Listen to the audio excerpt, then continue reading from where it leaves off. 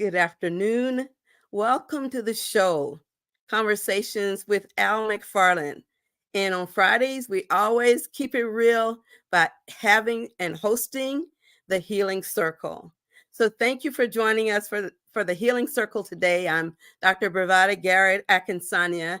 I'm the co-leader of the circle. Our brother Al McFarlane is out today, but I know he's depending on me to keep it and bring it like he always does. So welcome to the show. We ask you to just sit with us, hang with us as we discuss issues around our community, our wellness, and especially about COVID and long COVID. Also want to remind our viewers that this is the last time that we will be hosting the COVID circle, healing circle, followed by what we call the recovery room conversation. So join us at the recovery room after the show. We'll be running an ad on the bottom that let you know where to sign up and how to join us on Zoom. Right now, I'd like to introduce a couple of our guests, and we're going to get into what we call the protocol. So, but my first guest and co-partner in doing this is going to be Dr. Oliver Williams. Welcome to the show, Dr. Oliver. Hey there, sister. How you doing? Oh, I'm fine. I'm glad to see you here. Yeah, glad to be here. You've had some really exciting things happening in your life lately, retiring from the university after beaucoup de days, like we say. So how's retirement fitting you today so far? Well, I'm still trying to experience it, so I have to give you a better assessment in the next few months. But up to this point, it's pretty good, and so getting used to it. So That's wonderful. I'm glad for you that we can see somebody getting over to freedom. So I'll be on the other side, I hope one day. yeah. So today we're going to talk a bit about again about COVID and wellness and our communities, and we'll probably talk a little bit about the debate that happened yesterday. But right now, I want to introduce our other guest who's going to join us. Her name is Shirlene LaChapelle. We all know Nurse Shirlene. She's a nurse practitioner, and I want to welcome her to the show. Hello, everybody. I hope you can see me well. We can, with that beautiful background behind you. Oh, that's my yard. Whoa. And I like to sit here and look out at it so I can relax, peace. I know that's right. And it's very relaxing as we look at it. So, and it does look inviting. So On my planet. So maybe next time we just come over there for Healing Circle and you can sit on your porch and look at your yard. Yeah, love it.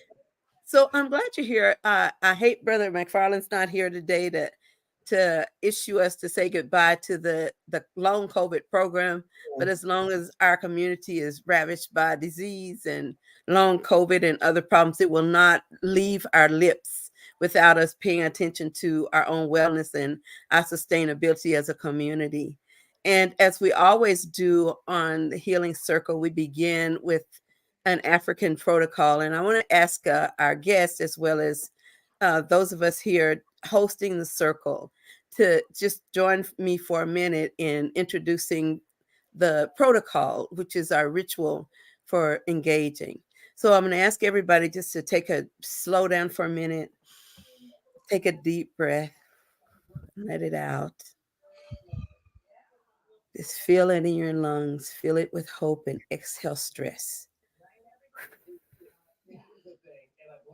Inhale power, hope, and healing. And exhale stress. And as we sit here today, I ask us each to be aware of looking around us on both sides and behind us, feeling safe, making sure that we are centered and grounded in the space we are currently occupying. And in this space, we join in circle virtually. If we were in a room together, we'd be in a circle. And the reason African people meet in circles is because there's no beginning and no end. There's no hierarchy of power. Everyone in the circle has an equal opportunity to the center of the space which is the circle, the center of the circle. And in that space, everyone has equal power and equal voice. So the way we work as an African people is we honor our elders when we step into the space. So we know the elders are the shoulders that we stand on, and we know that somebody worked our way, prayed our way, hoped our way into existence. So we sit here, the embodiment of generations of dreams. Generations of dreams. And as we sit here holding this space as the symbolic representation of dreams, we also acknowledge our ancestors. Our ancestors were the shoulders that our elders stood on. And we honored the ancestors for that. And we also honored them because they're closest to our Creator. So in this circle, we also are very orderly. And in an orderly manner, we have a virtual talking stick. So the stick goes from one person to the next. And as we share voice, you can hold the stick and comment, or you can pass and let someone else speak. Or if the spirit so moves you and you need to speak, you ask for the stick. And we also are able to join in any audience members who would just let us know on Facebook or somehow to let us know that they want to get in. I'm sure that our support person, Cooper, will let you in the building, the virtual building, and then the virtual circle as we continue to discuss the wellness of our communities. So in this circle, we give honor to our elders, our ancestors, our past, our present, and our future. And we say Eshe, Eshe, Eshe. And Eshe means thank you to that spirit that is them. And in the Yoruba tribe, they believe when you call the spirit of your ancestors, every good thing they poured into you comes to empower you and remind you that you are never alone. And no matter what's going on, you have the value of that space. So today we once again say Eshe, Eshe, Okay. Eshe.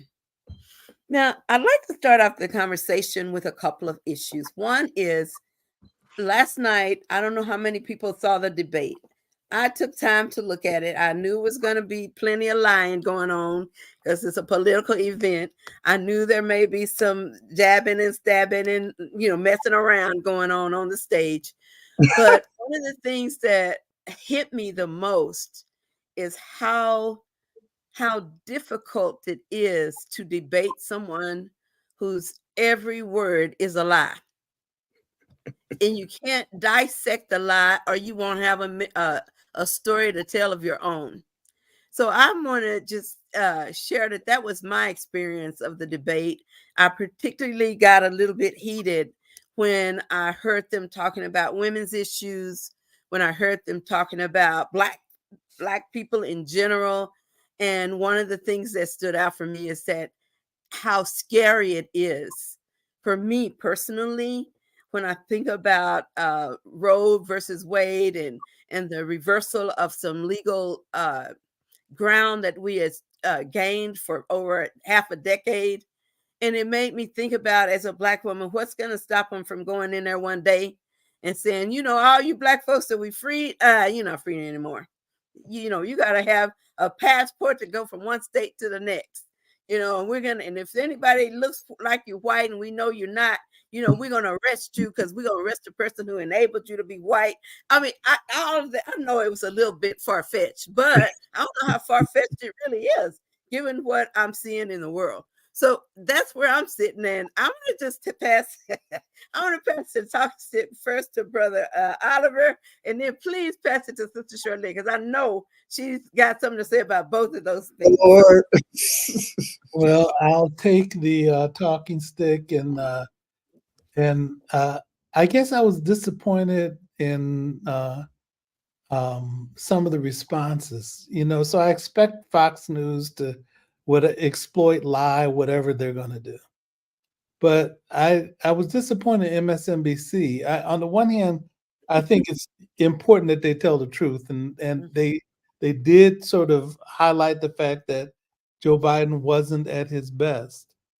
The thing that I didn't hear them talk about as much was the fact that he still won the debate Mm, and he answered the questions.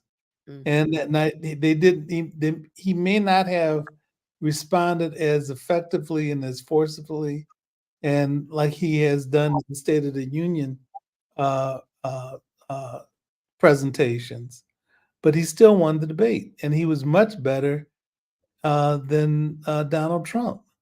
mhm, And Donald Trump either didn't answer the questions, was full of lies, got triggered, and so that was also a reality that they mhm, needed to discuss. They also didn't talk about the fact that Joe Biden had a cold, and he yeah. wasn't, feeling as well as he might. So those are some observations, but in terms of substance, Joe Biden was, in my opinion, much more effective. Now, the question that I have is that we're put into this dichotomy in terms of who it is that we have to vote for. I'm going to be voting for Joe Biden, Mhm, but I wish that there were more choices that they could have promoted. And we were having a conversation before the program started, and Sherilyn talked about Gavin Newsom. And to me, I like him. I think that there are challenges that people may have with him, but on the other hand, he's been a person that's done really well in the state of California, mhm, where there's been a lot of Americans who, have uh, been under his supervision, and they're much better than, in my opinion, what the new Republican, the MAGA Republicans are. mhm, So, to me, hands down, Joe Biden is still the person that I'm concerned about. That being said, there are people who've talked about the fact that is it Ruth Bader Biden because he didn't look, as healthy as he has, and mhm, he's aging. mhm, But even an aging Joe Biden is much better than this Donald Trump is currently. mhm.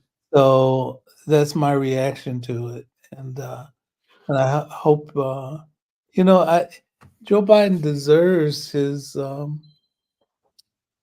He's done a lot for this country. He developed the Violence Against Women's Act. Mhm, He's exactly.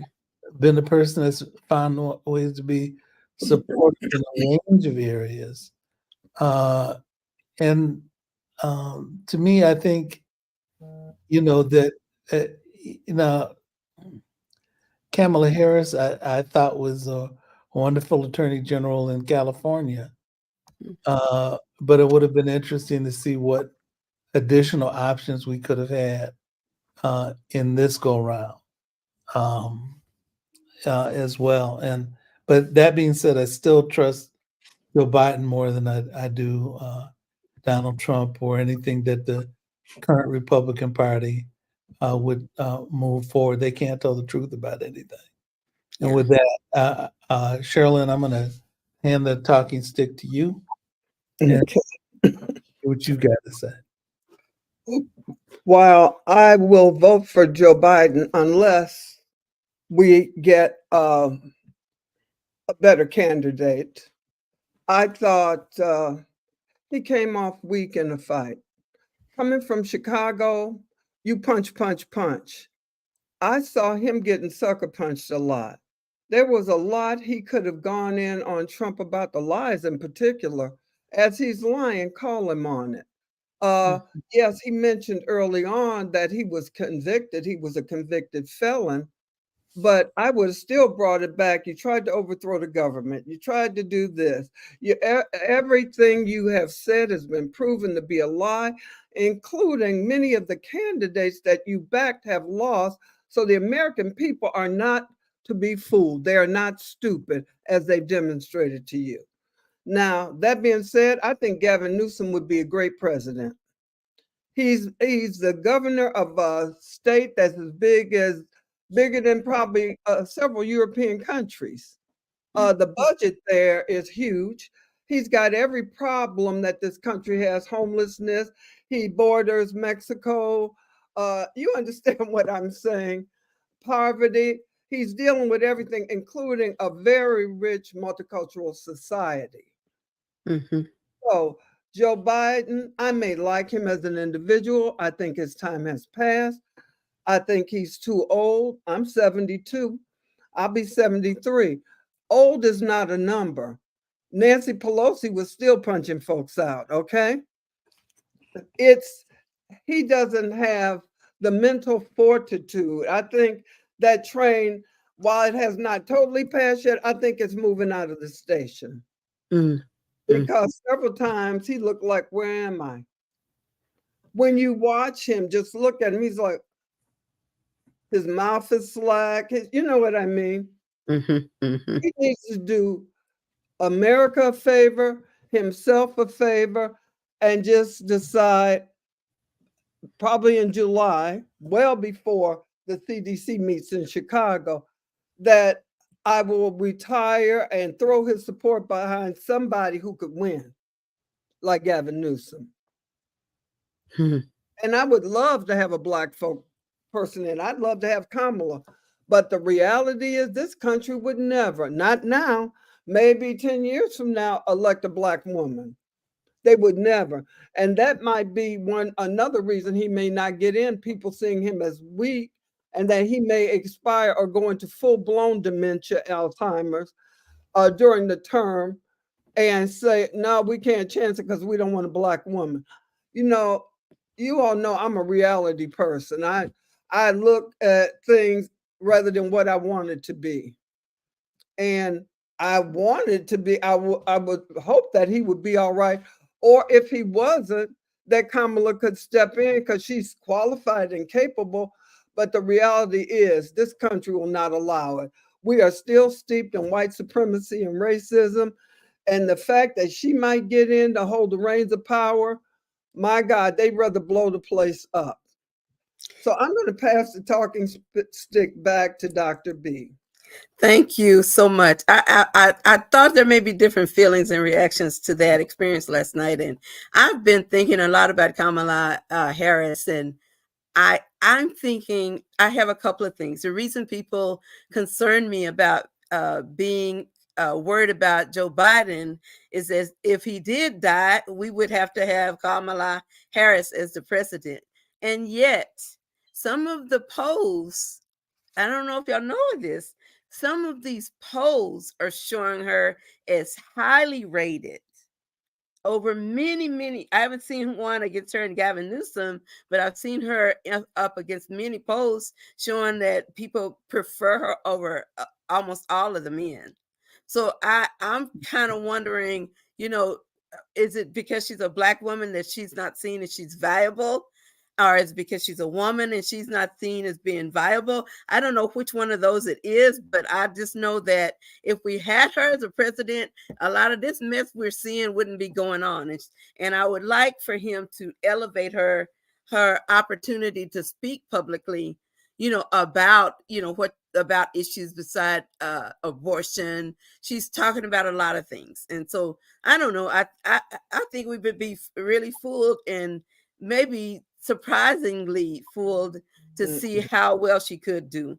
And I do know this is a country steeped in racism and misogyny and all of those things that we can claim as being part of being in America. But I don't know.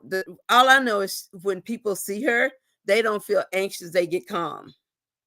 They get inspired and they get calm. So I don't know. I would prefer people to talk about her as a legitimate option. But what I see right now is that the man was sick. He is old. He's only 3 years older than Trump.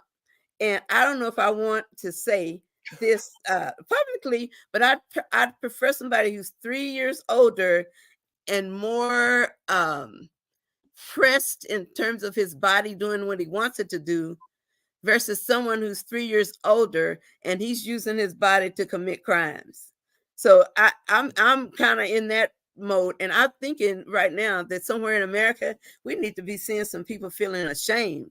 So what happened to the idea of shame about getting caught doing all those terrible things? And I don't know if our sickness as a society is so deeply enmeshed into our politics that we make exceptions. If somebody is a criminal, we make exceptions. If somebody is a rapist, we make exceptions. If somebody's an embezzler, and they can have all that going on at the same time and even have a debate that they should be president, that scares me about America. It's not just about these two men. It scares me about having a society that colludes and cosigns that nonsense is just nonsense. So that leads me to the next issue on the agenda, and the nonsense that came up during the debate, not total nonsense, but came up during the debate, was how COVID patients were treated, how people who had COVID were treated. And I want to back up again, because this time I want to start with this question of the group. People were dropping like flies of COVID, and yet people have a memory. They don't have a memory that the president said is no big deal. So I'm thinking disproportionately Black folks got COVID. Disproportionately, we are getting long COVID and showing symptoms of long COVID.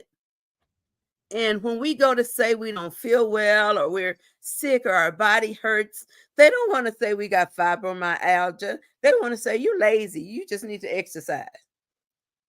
Come on now.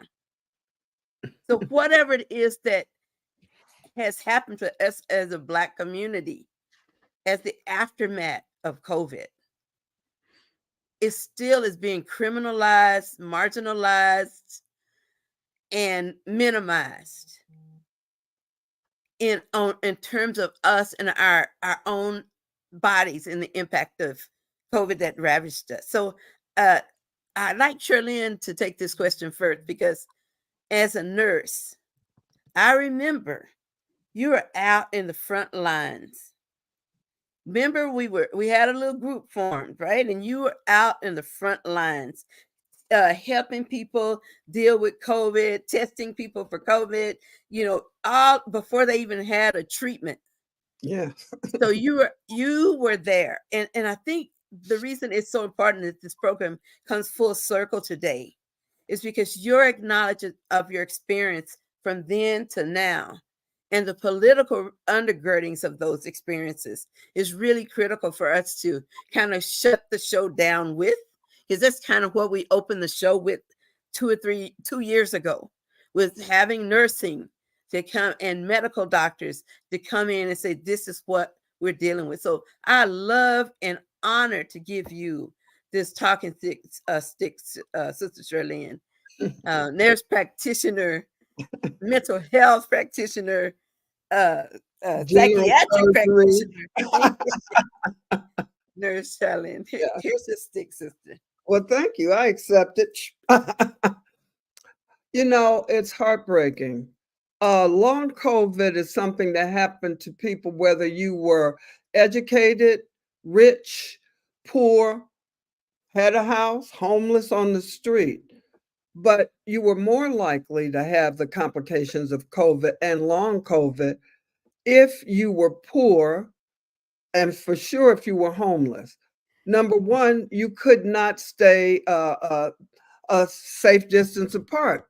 You were cohabiting, you were hanging out in the street, sharing cigarettes, sharing a bottle. During COVID, when they filled up several hotels with homeless people, Ramsey County, I had a contract to go there and educate them, try to get them to use a mask, explain what COVID was, things like that.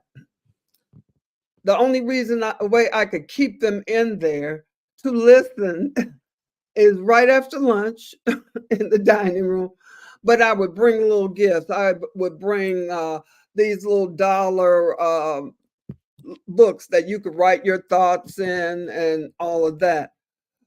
But also, I would give away something like a $5 gift certificate or something. But when they stayed, they started asking questions because I said, COVID kills. Now, how many of you know somebody who's died from COVID? Their hands came up. How many of you wonder if you're going to get it next? How many of you don't want to get COVID? And then I said, do you know that's partially in your power? When you are standing outside, and I see you doing it all the time, and I ask you not, drinking from the same bottle, COVID is a virus. Number one, even if you didn't drink, you're too close, so you're breathing in the virus. I ask you to wear a mask. I pass them out all the time. I don't need that. But after you get into the hospital, whether it's you, whether it's a person that follows Trump, they all say in the ER when they're having trouble breathing, I should have believed. I should have taken this seriously. I should have stayed in the house. Then after the vaccine came, I should have got the vaccine. My neighbor across the street died on my birthday. I didn't realize he died on my birthday till the next day when the neighbors told me. And he was a Trumper. He was a nice guy, though, but he wasn't taking that vaccine. He didn't need it. And his wife had dementia. So he was her caregiver. She's still alive. He's been gone 2 years now. You understand what I'm saying? Because he didn't believe. And the neighbor said, when he got there, he said, I'm ready for the vaccine now. You know what they say? It's too late. We're just trying to keep you alive. But his lungs, he tried to stay off the vent as long as he could. Finally, they had to put him on. But by then, it was too late anyway. So long COVID, so people understand the best treatment for long COVID is not to get COVID. And the best way not to get COVID is to get immunized against it. Just like the best way not to get polio is to get immunized. Most people don't know what polio is in this country. Go to Africa or some third world nations, polio is still running rampant. They don't have the vaccine created in the late 40s by Linus Salk. Many diseases that used to kill people in this country, we don't hear about it. Why? Vaccine. Yeah. People are believing the lie of that doctor in England who was proven to have been a liar. How many millions of people, millions of deaths, happened because of that lie that is still being spread to this day? Which lie, Sherilyn? That if you take any immunization, let's do polio, let's do measles, mumps, and rubella, all of it, you could get autism or some other made up something. Right. Well, the research shows that's got nothing to do with it. And by the way, all 4 of my kids had immunizations. Me and my 8 brothers and sisters had immunizations.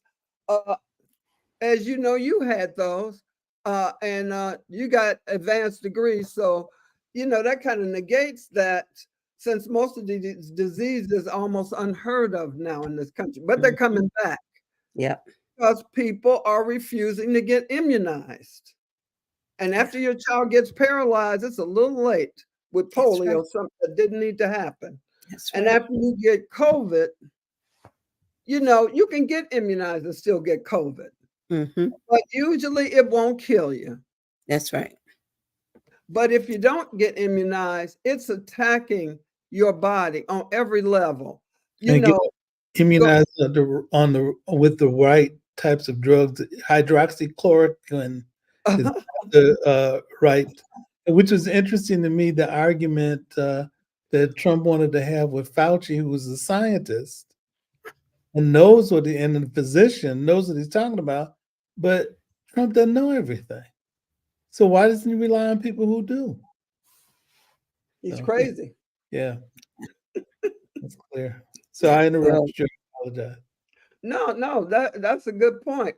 And just so people understand, hydroxychloroquine has been proven not to do anything. That's something you take for parasites. You mhm. go to some third world country, you Right. eat some meat that's infested with something and the worms start growing.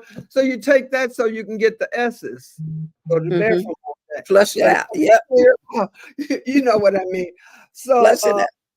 right. So that is not going to flush that virus out. Okay. It's Right. Mhm, to flush out live organisms mhm, like mhm, worms and mhm, spirochetes and things like that. But mhm. point being, why are we allowing lies to be perpetuated? And the cult of Trump, and you were saying, oh, why do they follow? It's a cult. Remember Jim Jones? Mhm. At least he gave the Kool-Aid out free. Trump makes you pay. He Right. make you buy the Bible. Right. My faith, what faith? But anyway, Lord. and people follow him mindlessly, as my mother say. If your friends do this and that, after she told me I couldn't do it, are you going to do it because they can do it? Well, yeah. Then she said, if they jump off the cliff, are you going to follow them? I said, no. Well, Trump's cult will follow him right off the cliff, which is what they have been doing. Right. Mhm. That's how the January 6th insurrection happened, following him. But he stopped at the cliff and let them keep going over. Yep. Yep. Yep. Yep. That's right. I'm going to pass it back to Oliver, Dr. Oliver, because I think you got something to say. No, I'm just agreeing with what you were saying. To me, it's putting it in the hands of people who have protected us over time and events.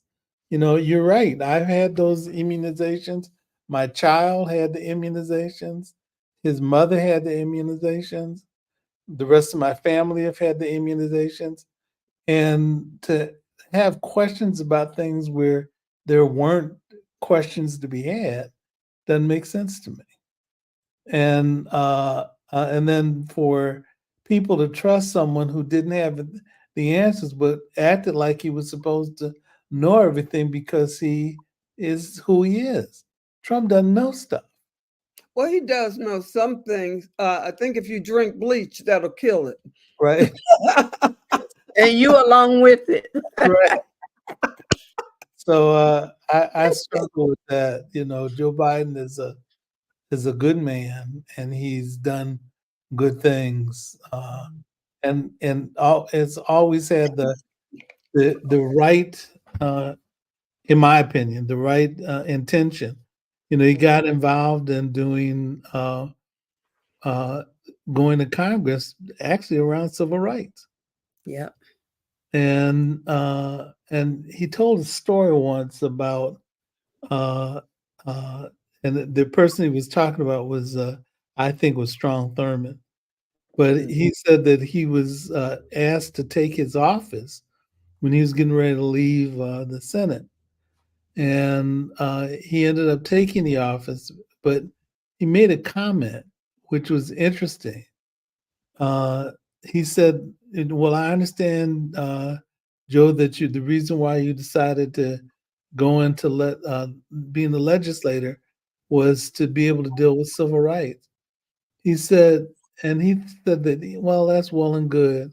He says, but he thought, and interestingly enough, more that we know about Strom Thurmond's background and the children that he had that were people of color. Mhm.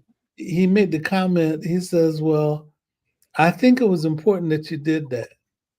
But I think it was important that you did that because it freed our souls. Hmm. For Strom Thurmond to make a comment like that, well, I thought was interesting. And I think that same thing around him addressing the issue of domestic violence.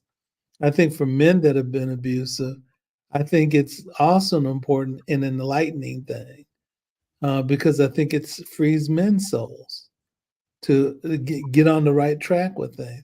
With Donald Trump, I remember when I was in undergraduate school, I had a friend that was on the wrestling team with me, and he would joke with another person that was one of our friends, and he would tell him, he said, you need to shut up before another lie falls out your mouth.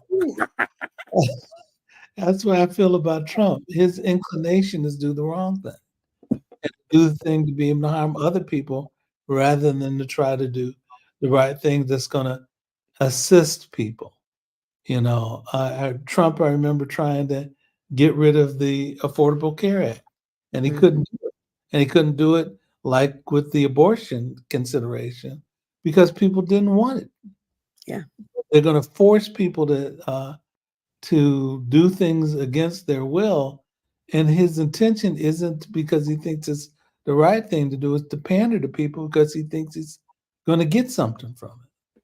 Yeah. So I struggle with those things, and I do wonder, whether there's going to be an effort to do the right thing because it's the right thing, not because. And I guess one of the things that I struggle with too is, there's a God that I believe in, and the Mm-hmm. God that I believe in, I think wants people to do well, Mm-hmm. but that's not the. And I'm trying to figure out does believing in Trump really address, given all his flaws and him not ever trying to do the right thing, how does that encourage people to have faith in God? It doesn't. It seems like it would discourage them more. Mm-hmm. So I'm not trying to give a sermon at the moment, but what I am interested in is for us to, try to make some considerations about what the direction of our country and the rest of the world is going to go. Given the fact that this is an organized effort by Trump and his ilk to try to swindle people. Yeah. Anyway, I'll pass it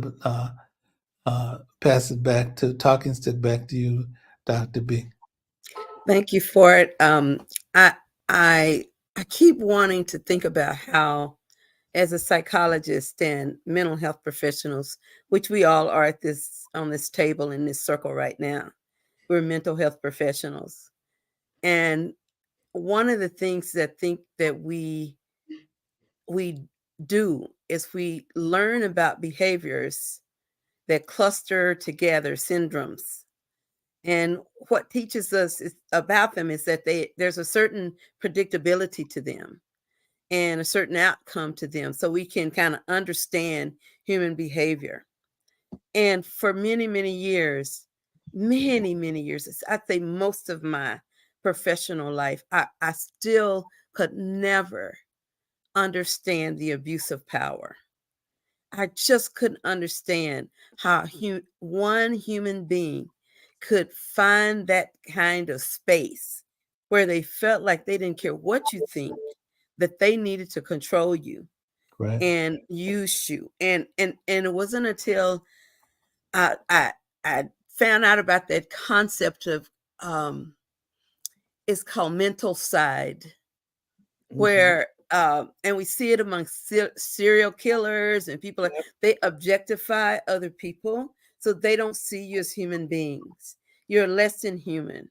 And then when we just celebrated Juneteenth and we think about how we were only part human as slaves, we weren't 100%, right?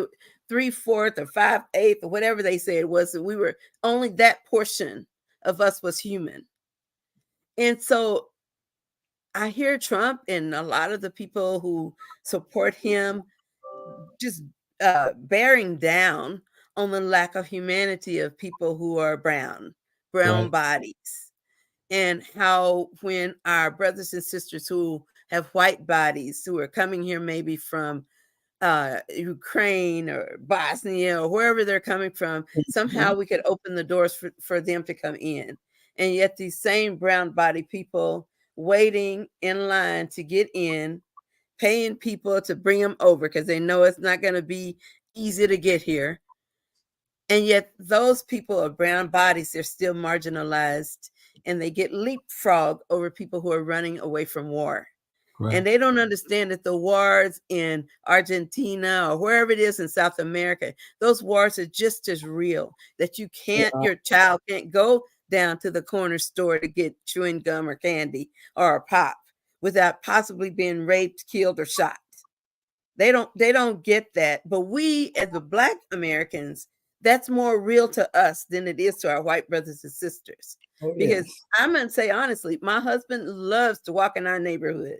And I have to say around our house is a very multicultural um part of the suburb, very multicultural. That's why we moved here, because we could see there was somebody Latino, there was somebody from China, there was somebody from Japan, there was somebody, we could see all this difference in our neighborhood just in this corner. But if you go outside of our little area, it's just white people all around us, just surrounded. And my husband likes to go walking around, looking at all the neighborhood, and I'm always afraid for him. I always make sure he takes his phone. And I always wonder how long's he gonna be? Better be back on time, because we are still not safe. Right. And that's something that a lot of Americans don't experience. They don't know how unsafe it feels to be around them.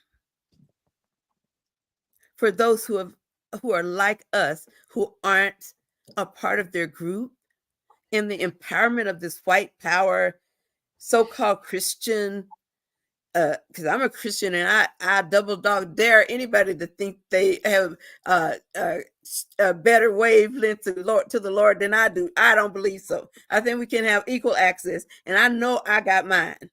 So I can't. So people who call themselves Christians, I don't understand how they can go behind that banner and still support that kind of nonsense. It's hard for me. I agree. Christian is as Christian does.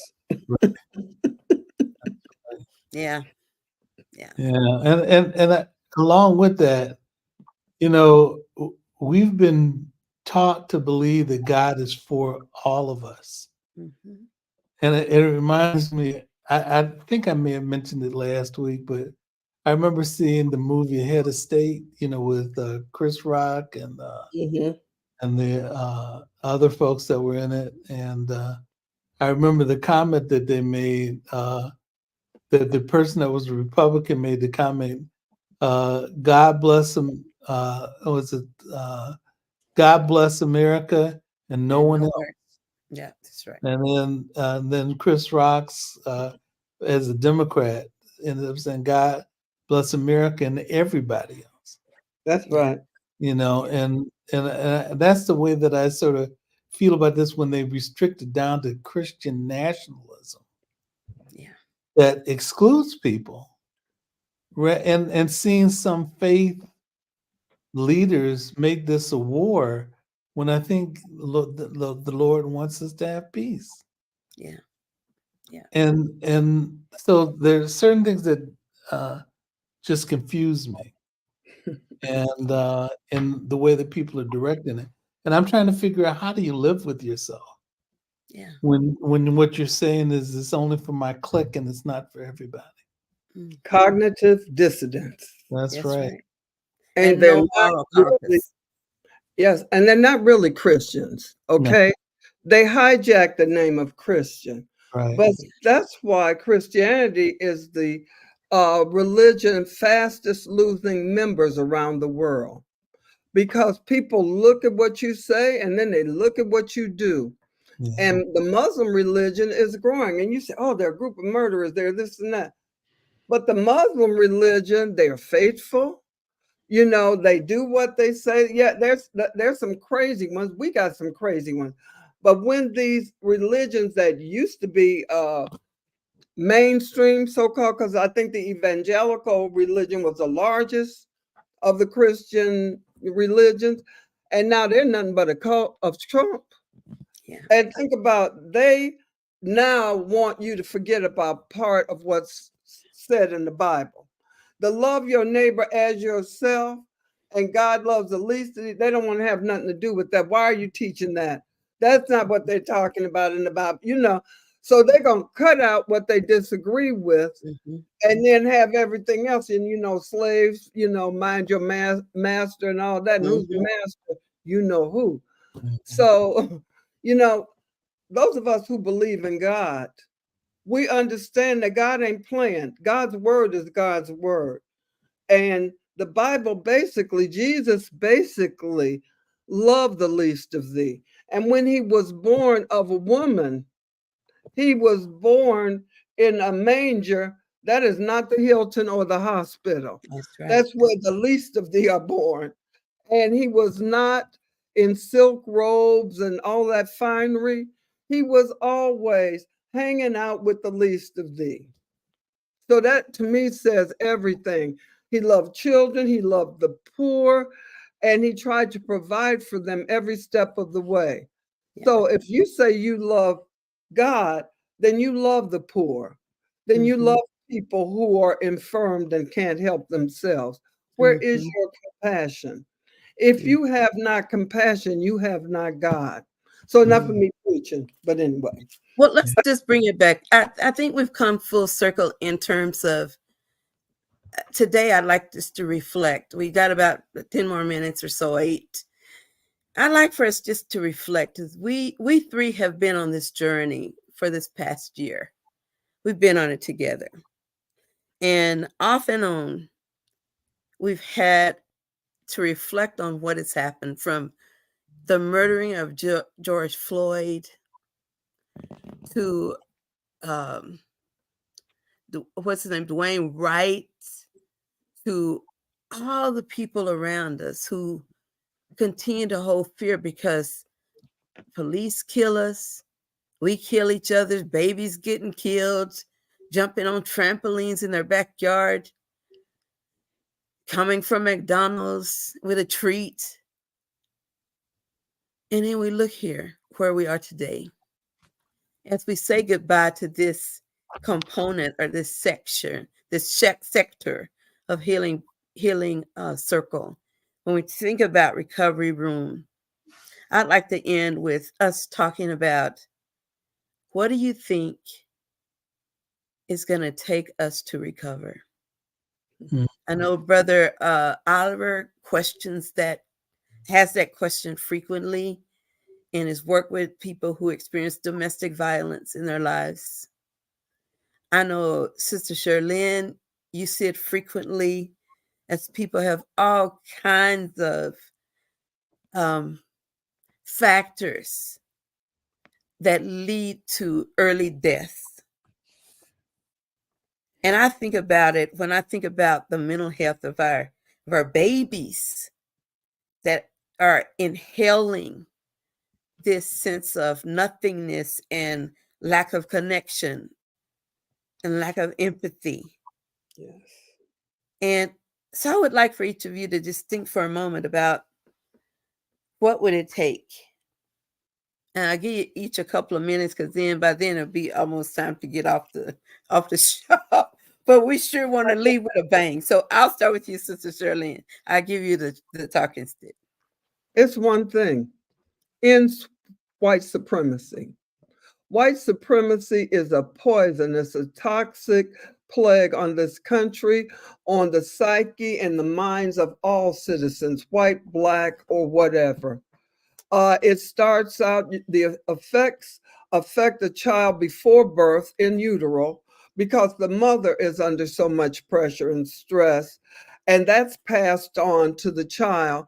Then, after the child is born, you never feel safe.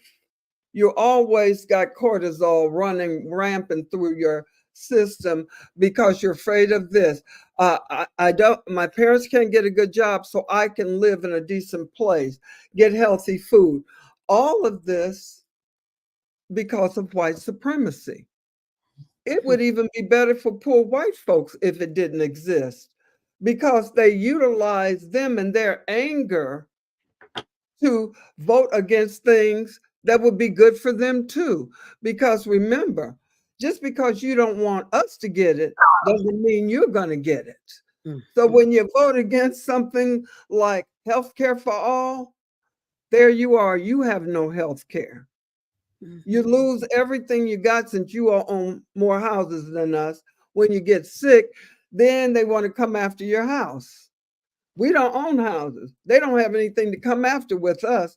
But our health care isn't as good as it should be, nor is it as good as it should be for poor whites or poor anybody. Yeah. Because having been in healthcare, the Rolls Royce of healthcare goes to the wealthy, famous, and people who are deemed important.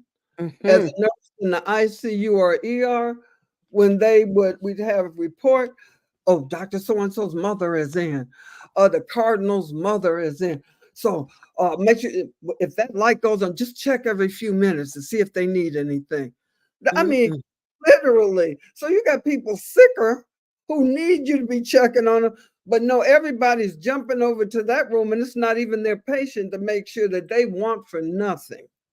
So I'm gonna pass the healing stick. I mean, yeah, over to you. I think it is a healing stick. It's a healing stick. There you go, brother Oliver. You got the stick. Well, one thing I think about is for us to have a conscious that's more in line. There's something within the last few years that we've sort of accepted. I mean, we even before that, but when Trump got involved, the issue about illegalities and indecency was something that uh, seems like was normalized, and treating people right. We haven't done a good job of that, but at least there was some perspective that you should treat people right. Mhm. And there's something about going back to a place where what it means to treat people right should be in people's heads. Mhm. And if you can start from there, then you can move to some other directions. But if the default is the fact that you treat people poorly and you try to con them and that you can't tell good from evil, then that creates a problem for us. More of a problem because I mean the I do think that we have to respect people's faiths, but at the same time, um, I think that there's something that has to shape us as a nation in terms of how we view ourselves and other people, and it can't be forced. I mean, on folks on the one hand, but the other thing is that there are things that the religious um, um, I don't want to say religious right, but religious extremists. extremists try to place on us. But they don't, it's a contradiction for them too. Yeah. They're not talking about treating people right. They're not talking about, as you said, Sherilyn, being able to respond to the least of us. There's got to be ways that we sort of agree that we need to be responsive to people in terms of helping them in terms of their journey and their healing, and even in terms of recovery. The one of the things that I think too, I remember I used to at one point in my life was a drug and alcohol counselor, and I remember the people that ended up thinking that they could get better and they wanted to work on getting better and healed Mhm. versus people that thought that they sunk so low that they couldn't. Hmm. The one has to have the belief that they may have been in a place that wasn't good, but they have the possibility of getting to a place that's better. And there's something about having belief in oneself and in a higher power and God that helps to direct people, but oneself to move to a different place. And if you don't have the basics associated with those things, or you say it's only for a group of people and that it's not for everybody, that's problematic. So, So, Brother Oliver, I'm sorry to cut you off yeah, because our time is up. And I like the fact that I want to cut you with saying that that's a problem. yeah, And I'd like for all of us to just acknowledge that as long as we have voice, like we do in this space, that we call out problems, just like you just did, but in a loving way, so that people can hear it. Because that's what's happening here today in this circle. And so I want to invite our audience to continue to join us every Friday at 1 for Conversations with Al. This is not the last conversation, but today is the last time we're going to go into the recovery room. And we're going to continue this conversation about decency and healing and wholeness and our ability to deserve it. We ask people to the tape is running about join recovery room. The Zoom meeting is 860-6342-3024, passcode 724195. Again, join us by meeting us at the Zoom room for the recovery program at 860-642-3024, passcode 3724 something else. I don't know. It's just keep going.